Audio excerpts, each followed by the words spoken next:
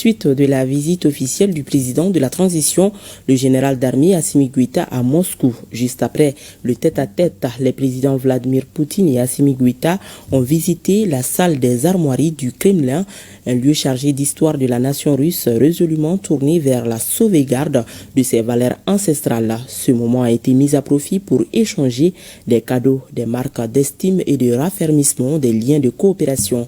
Parmi les cadeaux du président Poutine au président Goïta, la montre 80 fabriquée à Saint-Pétersbourg en série limitée à 80 exemplaires pour marquer l'anniversaire de la grande victoire. Un cadeau très original et expressif. Là-dessus, les récits de nos envoyés spéciaux, Sirabatili et Adama Kamara.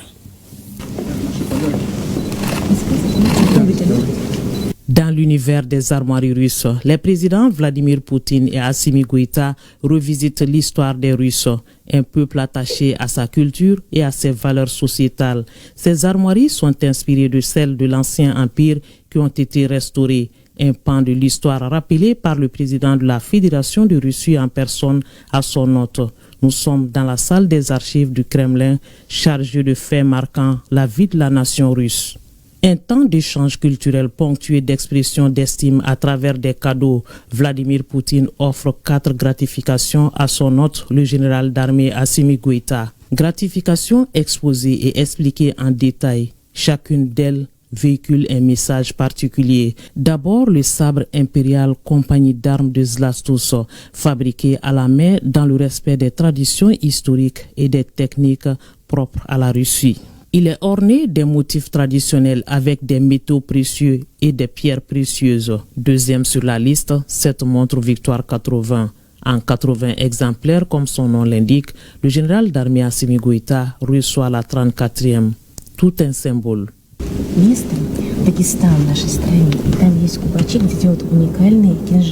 La montre Victoire 80 a été fabriquée à la manufacture à Saint-Pétersbourg en série limitée à 80 pour marquer le 80e anniversaire de la grande victoire.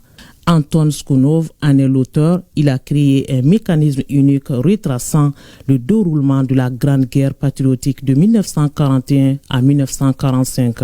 Un autre cadeau, le set de bureau Moscou en pièces uniques, fabriqué à la main, il est fait de miniatures laquées de la ville de Kolui. C'est une spécialité russe exclusive. Le 4e cadeau, c'est cet autre sabre qui est celui de bravoure que l'on tient devant l'ennemi. Cette estime du président Poutine touche le président Goïta. En réponse, le chef de l'État lui a offert ce sabre Touareg qui est un symbole de dignité, d'honneur, de patriotisme et de royauté. Donc je vous remets avec fierté, avec honneur. Et ça vous permet de neutraliser tous vos ennemis.